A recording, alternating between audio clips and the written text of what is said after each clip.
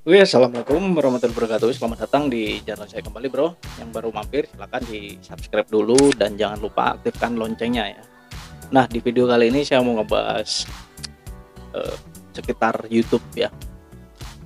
Jadi beberapa waktu lalu saya bikin konten ya mengenai eh, konspirasi dan tentang virus corona. Nah, setelah saya upload beberapa video tentang konspirasi dan corona, entah kenapa otomatis langsung dolarnya berubah jadi kuning.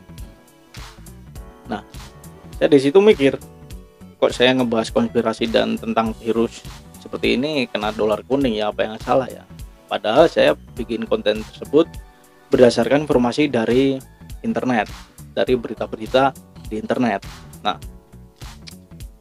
jadi setelah saya ngulik di YouTube, ternyata YouTube ada peraturan baru ya.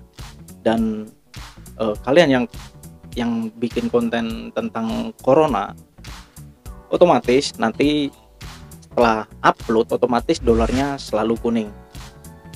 Dan ini wajib buat kita untuk melakukan banding ya, peninjauan manual ke YouTube. Nah, caranya sudah saya pernah saya jelaskan ya, kalian bisa klik di atas sini linknya. Nah, jadi pembaruan monetisasi terkait konten corona, YouTube sudah mengeluarkan. Jadi catatan YouTube ikon kuning mungkin masih akan muncul di hasil upload baru, karena sistem otomatis kami mempelajari dan menyesuaikan agar mengizinkan monetisasi yang lebih luas untuk konten COVID-19 ya. Jadi ketika kalian upload dengan judul embel-embel corona atau konspirasi, pasti dolarnya langsung berubah jadi kuning. Namun jangan khawatir, bro ya. Di sini kalian bisa mengajukan banding secara manual untuk melakukan peninjauan manual ke YouTube dengan cara kalian masuk ke YouTube Creator, terus ke icon dolar. Setelah itu kalian melakukan peninjauan manual. Nah, jika konten Anda menerima ikon kuning tetapi Anda yakin konten tersebut sesuai dengan kebijakan baru, ajukan banding agar tim kami dapat meninjaunya dan mempelajari sebagaimana mestinya. Nah, jadi YouTube sudah menyarankan kalau memang video kita itu sudah taat aturan sesuai pedoman YouTube dan pedoman komunitas, jadi kita bisa melakukan monetisasi, bro. Nah, ini ada poin-poin penting, bro, di sini ya. Ada poin-poinnya. Ini konten yang merujuk dan atau menampilkan COVID-19 serta memenuhi pedoman konten yang cocok untuk pengiklan dan pedoman komunitas memenuhi syarat untuk monetisasi. Oke. Nah, ini adalah beberapa contoh konten-konten yang tidak boleh dimonetisasi. Meskipun kalian melakukan peninjauan secara manual, ini tetap tidak boleh sama YouTube atau dolar kuning, atau bahkan video kalian di take down oleh YouTube. Nah, kontennya itu ada beberapa ya.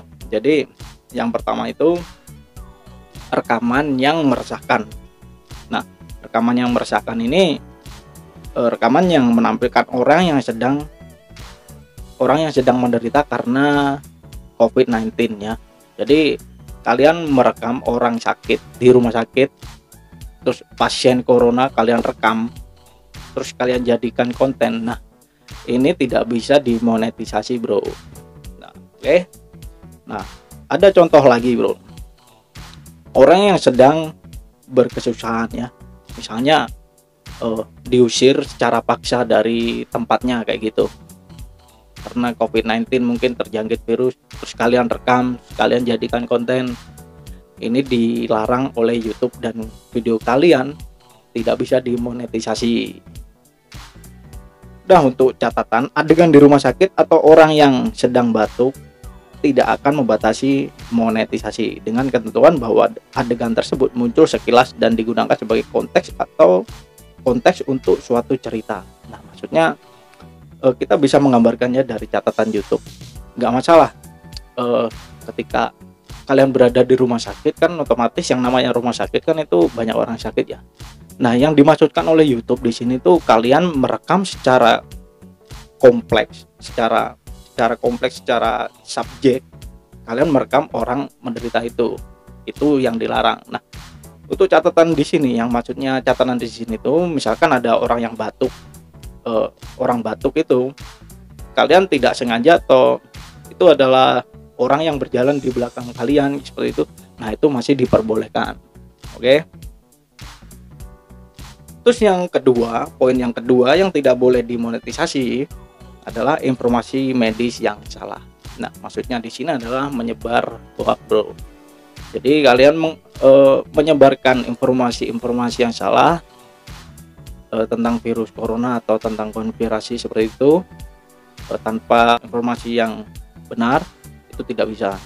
Nah, konten yang memberikan informasi salah mengenai masalah kesehatan terkait COVID-19, hal ini mencakup konten yang mendorong tes atau pemeriksaan non medis untuk COVID-19. Maksudnya seperti itu. Jadi misalkan kalian melakukan tes secara non medis, nah itu konten seperti itu tidak bisa dimonetisasi. Oke. Terus mengenai virus itu diciptakan oleh suatu negara atau orang tertentu.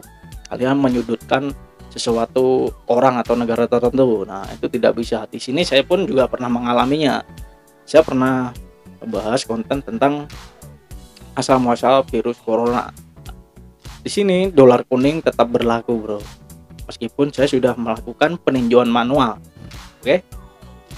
Dan akhirnya percuma dan saya hapus saja videonya. Nah, setelah itu virus tersebut diciptakan oleh beberapa perusahaan. Di sini pun saya juga pernah mengalaminya. Saya pernah bahas teori konspirasi vaksin Bill Gates ya. Bill Gates yang menciptakan virus. Di sini saya juga kenal lagi. Padahal dari sini video saya itu view-nya cukup banyak dan banyak mendatangkan subscriber juga, viewer banyak, jam tayang naik terus, tapi duitnya nggak ada, bro. Oke, jadi berhati-hati dalam bikin konten daripada kalian capek-capek dan akhirnya video kalian sia-sia, bro. Nah, dan selanjutnya adalah COVID-19 menyasar kelompok etnis tertentu. Nah, ini juga nggak bisa. Konten yang mengklaim bahwa pandemik tersebut merupakan hoax, pengalihan kasus, atau serangan yang disengaja. Banyak konten kreator yang bahas tentang ini ya.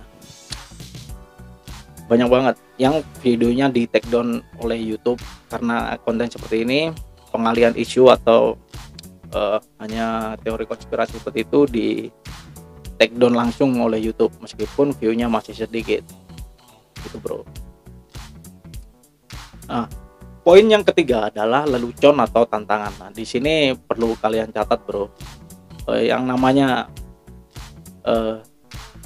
lelucon atau tantangan ini ya contohnya semacam prank, video prank yang kontennya itu mengenai virus corona. Dengan contoh